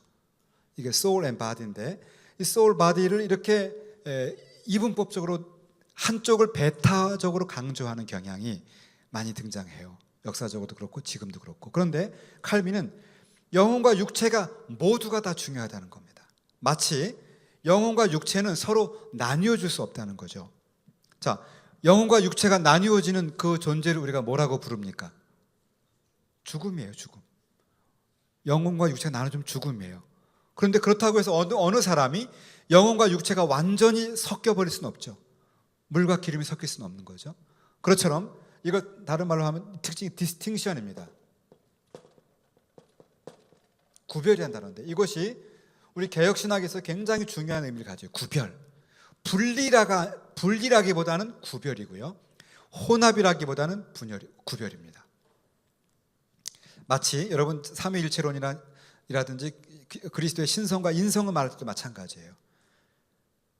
그리스도는 참 하나님이시나 참 인간이시고 동시에 그의 신성과 인성은 서로 분리되지 아니하나 혼합되지 아니하신다. 이것이 니케아부터 콘스탄티노플, 에베소 그리고 칼케톤으로 연결되는 초대교회의 삼위일체와 기독론의 핵심적인 진리거든요.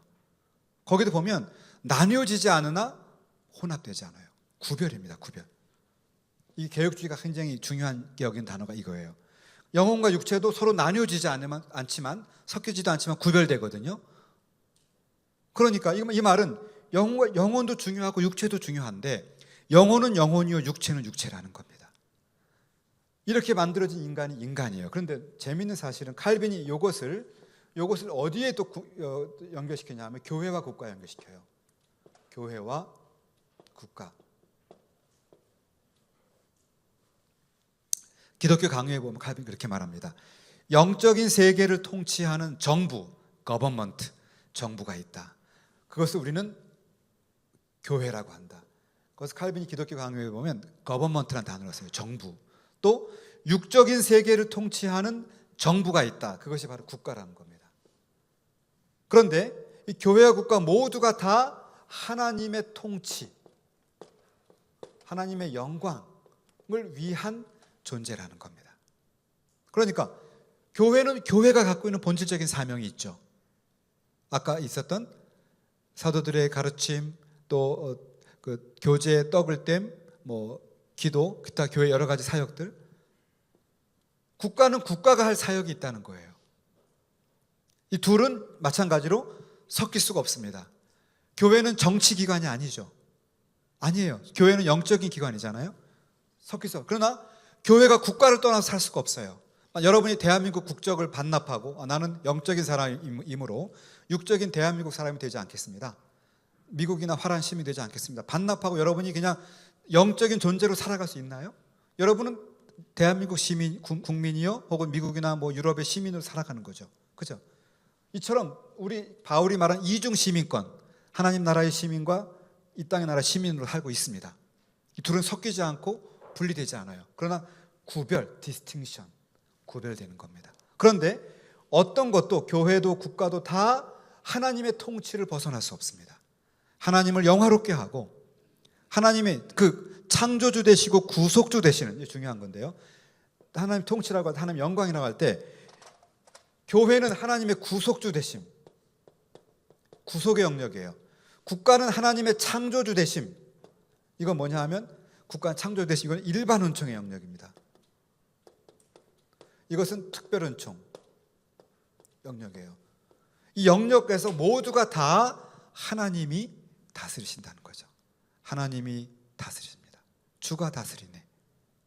그러니까 국가의 영역도 교회 영역도 각각 창조 영역과 구속의 영역을 맡아서 역할을 담당하지만 그 모든 것은 창조주 되시고 구속주 되신 하나님. 고린도후서 4장에서 말하는 것처럼 고린도후서 4장에 보면 어두움 가운데 빛이 있으라 하신 그 하나님께서 우리 마음속에, 우리 심령의 heart, 우리 심령에 그리스도의 얼굴에 나타난 빛을 비추어 주셨다고 말합니다. 그러니까 창조주 되시고 구속주 되신 하나님은, 어두운 가운데 빛을 만드셨던 그 창조주 하나님은 우리 가운데 예수 그리스도 얼굴에 있는 빛을 비추셔서 구속주 하나님을 알게 하고, 그래서 이제는 과거의 인습이 아니라 하나님의 자녀로서 전인격적인 그리스도인으로서 이 땅을 살아가도록 한다는 거예요. 이게 바울이 고린도서 4장에서 말하는 내용이거든요. 그러면서 이제 그때 고린도후서 4장에 보면 계속 연결되면서 뭐가 나오냐 하면 이런 얘기가 나와요. 질그릇. 우리가 보배를 질그릇에 갖고 있다. 우리는 질그릇이라는 거예요. 우리는 질그릇이래요. 그런데 우리 안에 그리스도가 계시고 우리 안에 복음이 있으므로 우리의 존재가 이제 바뀌어지게 된다. 그러면서 겉사람은 후패하나 속사람은 날마다 새롭다. 그런 얘기하고요. 그 또 나오는 게 뭐냐 하면 그런데 우리가 어떤 사방으로 우겨싸움을 당하고 좌절하고 쓰러진다 할지라도 우리가 절대로 쓰러지지 않는다. 이런 얘기 하거든요. 이게 다 왜? 하나님이 다스리니까. 그래서 칼빈이 이런 신학을 그대로, 성경적인 신학을 그대로 적용한 거예요. 그래서 우리 개혁주의자들은, 우리 그리스도인들은 이 땅을 살아가면서 건강한 시민으로서 우리가 할 책임과 사명, 건강한 시민으로서 우리 역할을 다 해야 됩니다. 책임감 있게 세금도 잘 내셔야 되고, 직장에서 모범이 되셔야 되고, 그리고 학교에서도 여러분이 아주 훌륭한 그런 사람들이 되어야 되는 거예요. 그리스도인들이라고 막 살아가면 안 된다는 거예요. 코르넬리우스처럼. 왜? 우리는 다 하나님의 통치 안에서 하나님을 영화롭게 하는 존재니까. 자, 그 다음에 세 번째, 교회와 국가 관계에 대한 신학적 기초를 한번 보겠습니다. 115페이지 계속 이어가는 겁니다. 115페이지 중간쯤에 3번입니다. 칼빈은 우리가 예수 그리스도를 영화롭게 하는 것은 먼저 영적이라는 것을 인정해요. 그렇죠, 영적으로. 그러면서 곧바로 칼빈은 문제를 제기합니다. 그러나 문제는 다음과 같다. 만약 우리가 그를 따르지 않고, 즉 우리 삶으로 따르지 않고요, 우리의 심령뿐 아니라 우리 입과 발로 그를 선포하지 않는다면 우리는 그를 영화롭게 하기 위한 봉사에 헌신된 하나님의 성전인가? 굉장히 중요한 도전을 하죠.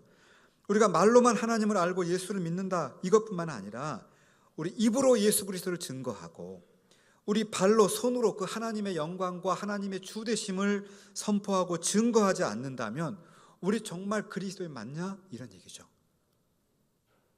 여러분, 전도하는 거, 우리 개혁주의자들은 오히려 전도에 열정적인 사람들이 될 수밖에 없어요. 왜? 하나님의 통치를 우리가 세상 가운데 드러내야 되니까. 그리고 우리 주변에 있는 사람들, 아직 예수 믿지 않는 가족들, 또 직장에 있는 동료들에게 우리는 얼마든지 예수 그리스도를 전하는 겁니다. 하나님의 통치를 이루기 위해서. 칼빈이 그 얘기하고 있는 거예요. 말로만 너만 예수 믿는 것이 아니라 우리의 모든 영역에서 그를 선포해야 된다는 거예요. 칼빈은 코르넬리우스가 칼빈주의자들을 루터주의자들하고 다르다고 비판한 것을 환기시키면서 그것은 칼빈주의자들이 우상을 경멸하는 점에서는 사실이라고 말한다. 그러니까 무슨 얘기냐면 우리들은 우상을 숭배하진 않아요. 여러분, 우리 교회 안에 뭐 여기 마리아 상이나 예수님의 상이 있거나 바울의 동상이 있지 않죠? 우리는 그걸 반대하는 거예요. 우상은 반대해요.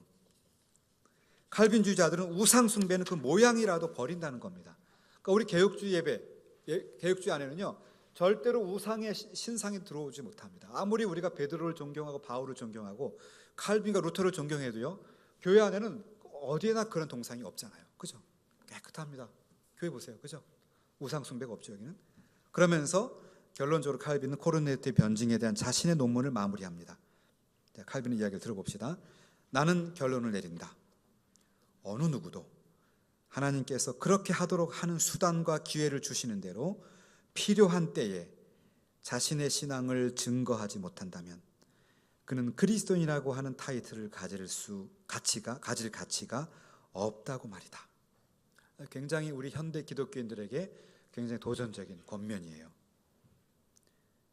우리에게 주어지는 기회와 수단, 모든 환경 속에서 우리의 신앙을 증거해야 합니다. 신앙을 나타내야 돼요. 우리의 삶 속에서. 그래야 진정한 그리스도인이다. 이런 주장입니다. 자, 전체적으로 볼 때 칼빈은 자신의 첫 번째 니고데모주의에 대한 비판서인 두 서신에서부터 니고데모주의에 대해서 마지막으로 반박하고 있는 이 어느 네덜란드인에 대한 답변, 그러니까 지금 37년부터 62년까지 거의 25년이라고 그랬습니다. 그죠? 이 오랜 세월 동안 한 번도 신학적 입장의 변화 없이 연속성을 갖고 있어요. 우리의 영혼과 육체, 우리의 삶과 우리 신앙과 삶, 모든 것이 통전적으로 하나님을 영화롭게 하는 존재라, 이것이죠. 칼빈이 강조하는 것은 종교개혁 신앙을 신앙을 받아들인 자들은 로마 가톨릭 교회로부터 급진적으로 분리되어야 하며 어떤 희생이 뒤따른다 하더라도 로마 가톨릭의 의식으로부터 떨어져야 한다는 것입니다. 결국 로마 가톨릭의 미사에 참여하는 자는 그리스도를 부인하는 자입니다. 칼빈은 코른헤르트의 영성주의에 대항해서 육체와 영혼 모두 하나님께 속한다는 강력한 주장을 가지고 반박했습니다. 아까 제가 그려드렸죠. 육체와 영혼 모두가 다, 그리고 심지어 교회와 국가 모두가 다 일상의 모든 영역이 하나님의 통치하에 있다, 그 말입니다. 그러므로 칼빈에 의하면 하나님을 경외해야 하는 사람들은 육체적으로도 영적으로도 하나님을 영화롭게 해야 하는 것입니다. 칼빈이 영혼과 육체 모두가 하나님의 주권하에 속해 있으며 영적인 측면뿐 아니라 육체적인 차원에서도 그리스도인들은 하나님을 영화롭게 하라는 칼빈의 논지에서 우리는 칼빈의 교회와 국가 관계라고 하는 중요한 신학적 단초를 취득하게 됩니다. 이처럼 칼빈이 교회와 국가의 관계를 영혼과 육체의 유비를 통해 설명하는 것은 그의 기독교 강요 최종판에서도 발견되는 것. 이 최종판은 1559년판을 말합니다. 우리가 보통 말하는 기독교 강요 이걸 말합니다. 59년판에서도 발견되는 것으로서 칼빈의 중요한 강조점으로 부각됩니다. 칼빈은 인간 사회는 영적인 세계와 외적인 세계로 구성되어 있다고 보았습니다. 칼빈은 인간은 이중 정부의 지배하에 있다고 주장하고 있는데 하나는 영혼의 지배이고 다른 하나는 시민 정부의 지배입니다. 아까 제가 그려드린 표가 바로 그겁니다. 마치 예수 그리스도라는 한 목자 아래에 있는 두 개의 다른 목자들처럼 교회와 국가는 모두 그리스도의 통치하에 있습니다. 따라서 국가는 하나님에 대한 외적인 경배를 보호하고 지켜야 합니다. 교회는 국가의 양심이 됩니다. 이게 중요하죠. 교회는 국가의 양심이 되는 겁니다. 그러므로 네덜란드의 칼빈주의자들이 그들의 삶에서 하나님을 예배해야 한다고 할 때 그것을 국가가 강제로 압제한다면 그들은 자신의 양심에 따라서 삶으로 표현할 수밖에 없습니다. 이런 양심의 자유가 결국 네덜란드 개혁교회 성도들로 하여금 스페인에 대한 저항으로 나갈 수 있는 신학적 길을 열어주었다고 볼 수가 있습니다. 그러니까 당시 네덜란드는 스페인의 한 부분이었거든요. 그 당시 신성로마 제국이 칼 5세라고 하는 황제가 자기 왕위를 원래 자기가 있던 독일 지역은 그의 동생인 페르디난드에게 물려주고 그리고 스페인과 네덜란드 지역을 자기 아들인 바로 갑자기 이름 생각나네요. 칼 5세의 아들이었던 제가 갑자기 이 사람이 생각나네요. 아들에게 자기 물려줬거든요. 필립 2세에게 물려줬거든요. 그랬는데 그러니까 네덜란드는 그냥 자동으로 스페인의 속국이 된 거예요. 물려줌에 의해서. 그런데 그 스페인이 네덜란드 사람들에게 강력하게 카톨릭을 강요했거든요. 자꾸 미사에 안 들어가면 잡아다 죽이는 거예요. 그래서 아까 코르네르트 논쟁이 나온 거고요.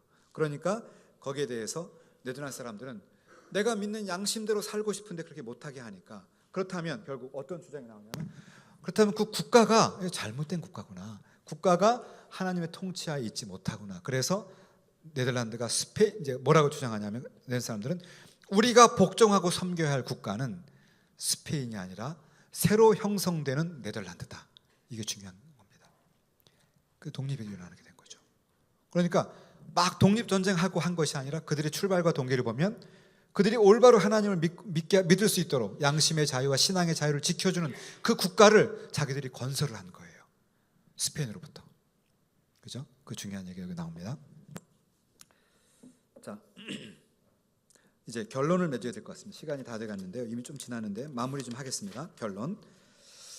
자, 본 논문은 칼빈과 네덜란드의 니고데모주의자 코른헤르트와의 논쟁을 분석하고 평가하려고 시도했습니다. 칼빈이 코른헤르트에게 보낸 어느 네덜란드인에 대한 답변은 중요한 의미가 있습니다.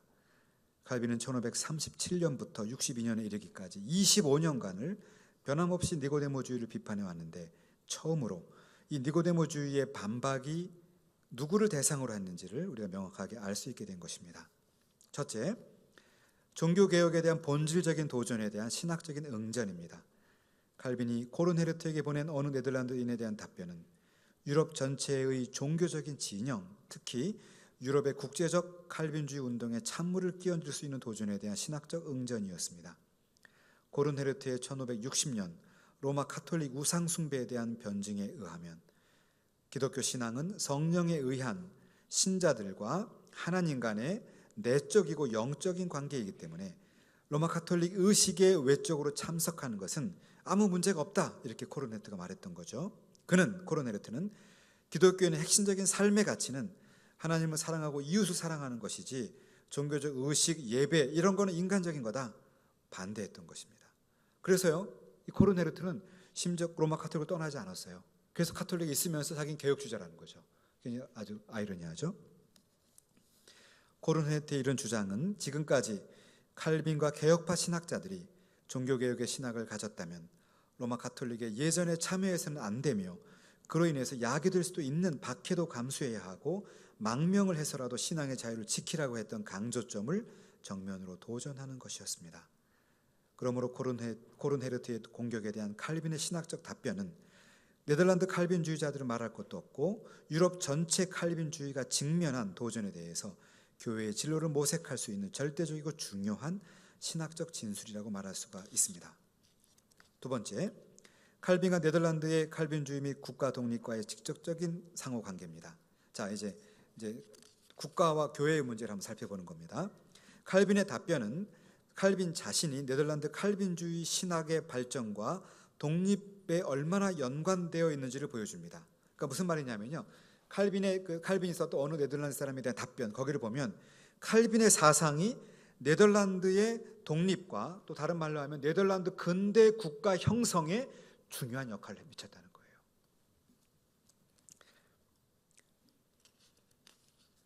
당시 칼빈과 칼빈주의자들은 명확한 신앙 고백을 위해서 미사에 참여하지 말아야 하고 박해와 망명도 불사해야 한다고 주장했습니다.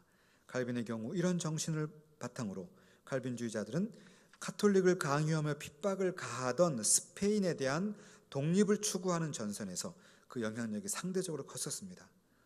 그러나 코르네르트는 이에 정면으로 반대하는 네덜란드 작품 변증을 썼습니다.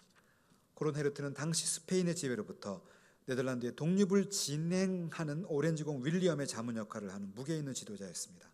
또한 종교적 관용을 강력하게 주장하고 있었던 인문주의자로서 네덜란드에서 그의 영향력은 막강했습니다. 칼빈도 코르네르트를 네덜란드에서 영향력 있는 그룹의 대표자로 보았습니다.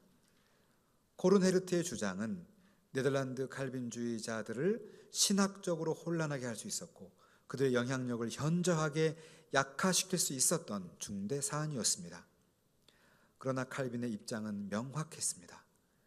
로마 카톨릭의 의식에 참석하는 것을 명확하게 금하라는 것입니다. 이것은 시종일관한 칼빈의 견해였습니다.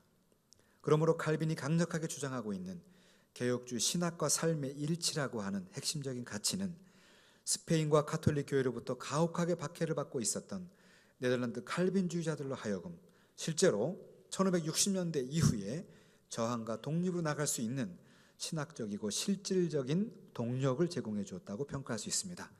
그래서 중요한 사실은 네덜란드는요, 칼빈주의자들이 네덜란드의 독립과 근대 국가 형성에 큰 영향을 미친 겁니다. 저는 이걸 우리나라도 유사하다고 볼 수 있어요.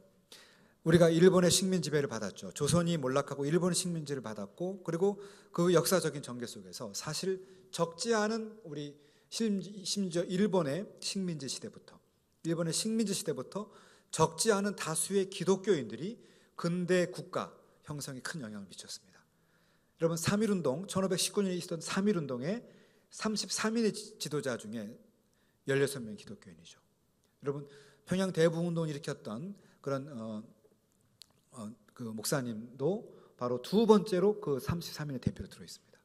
그 무슨 얘기냐 하면 그 당시 절대적인 숫자는 작았지만 기독교인들이 근대 국가 형성과 우리 민족 발전에 기독교인이 굉장히 중요한 영향을 미쳤다는 겁니다. 그 영향을 받아서 나중에 상해 임시정부가 수립됐을 때 임시정부의 중요 강요 중에 거의 70% 이상 10명 중 8명 이상이 기독교인이었습니다. 근대 국가 형성에 굉장히 중요한 영향을 미쳤죠. 기독교가 유사한 면이 많이 있습니다. 왜냐하면 비슷하죠. 일본이 무슨 참배를 강요했죠, 우리한테? 신사참배를. 그러니까 신사참배라는 것은 국가적인 행동이지만 영적인 행동이죠. 그래서 거기 우리가 저항한 겁니다. 딱 연결되고 있어요. 그죠? 신사참배 찬성했던 사람들은 그거는 문화적인 거다, 국가 행사지, 아무 관계없어, 마음대로 신사참배해, 마음으로 예수 믿어. 근데 우리들은 그렇지 않았죠. No, 이거는 영적인 문제예요. 삶과 신앙은 분리될 수 없어. 그래서 거기에 저항했던 것이 유명한 주기철 목사님과 손양원 목사님이죠. 바로 이 라인에 서 있는 거예요. 이 라인에. 이해가 됩니까? 네. 마지막 세 번째, 네덜란드 난민에 의해서 의한 칼빈주의 강화와 국제화에 미친 영향. 판페인의 연구에서 보여주는 것처럼 칼빈의 반니고데모주의자들에 대한 저작들이, 그러니까 니고데모를 반대하는 이런 저작들이 네덜란드 개혁교회 회의들과 총회의 기록들에 직접 나타나진 않아요. 그러나 칼빈이 그들의 신앙을 숨기는 자들, 그들에 대해서 견책한 것은 그 영향력이 컸다고 할 수 있습니다. 왜냐하면 순교자 열전이라고 하는 순교자 열전과 니고데모주의에 대한 네덜란드인의 박해에서 칼빈의 통찰력이 반영되고 있기 때문입니다. 그 당시에 네덜란드 사람들이 많은 박해를 받고 있었는데 거기에는 칼빈이 주는 가르침, 칼빈의 가르침을 받고 나서 아 맞다, 우리가 삶으로 살아내야지, 그렇지, 고난이 와도 지켜내야지, 그런 일이 막 생기면서 급격하게 많은 칼빈주의자들이 이제는 고난도 두려워하지 않는 신앙인으로 거듭나게 되거든요. 그 기록이 남아있다는 거죠. 칼빈은 박해를 받고 있던 네덜란드인의 칼빈주의자들에 대해서 선명하게 그 방향을 제시했습니다. 자신의 종교개혁 신앙을 명확하게 고백하며 지켜야 하고, 그렇지 않다면 순교라도 각오해야 하며, 아니면 신앙의 자유가 주어지는 곳을 찾아 조국 네덜란드를 떠나 망명이라도 해야 한다는 것이었습니다. 칼빈의 선명한 주장은 네덜란드 지역의 칼빈주의자들에게 조국을 떠나서라도 종교개혁 신앙에 따라 살도록 강력한 동기를 부여했고, 그들은 결과적으로 아주 역설적이에요. 아이러니하게도 유럽 칼빈주의 강화와 국제화의 공헌자가 된 겁니다. 그러니까 네덜란드 국토에서 스페인이 막 개혁주의자들을 박해하니까 그들이 둘 중에 하나예요. 거기서 순교를 하거나 순교를 피해서 도망가거나. 그러니까 도망갔던 네덜란드주의자들이 가는 곳마다 칼빈주의를 전파한 거죠. 그래서 칼빈주의가 국제화되고 칼빈주의 선교가 이루어진 겁니다. 사실 칼빈 자체가 마찬가지예요. 칼빈은 어느 나라 사람이라 그랬습니까? 칼빈 네덜란드 사람 아닙니다. 프랑스 사람이에요. 프랑스 사람인데 그가 박해를 피해서 나중에 제네바로 가잖아요. 그래서 결국 거기에서 수많은 개혁주의 선교의 중심을 제네바가 이루게 되죠. 그런 것처럼 똑같이 마찬가지로 네덜란드도 박해가 심하니까 박해를 피해서 거기에서 타협하거나 거기에 주저하지 않고 오히려 박해를 피해 간 그 사람들이 개혁주의 전파하는 전령이 되고 개혁주의 전파의 선교사들이 돼가지고 유럽의 개혁주의 국제화가 일어나게 되는 겁니다. 그래서 하나님은 우리를 때로는 역설적으로 고난 가운데 하나님의 일을 이루시기도 하고, 그 가운데 하나님은 하나님의 영광을 또 이루어 가신다, 이렇게 말할 수가 있겠습니다. 시간이 좀 지나서 미안합니다. 그래도 제가 왔으니까 그래도 다 강의는 하고 가야 되니까 다 마쳤습니다.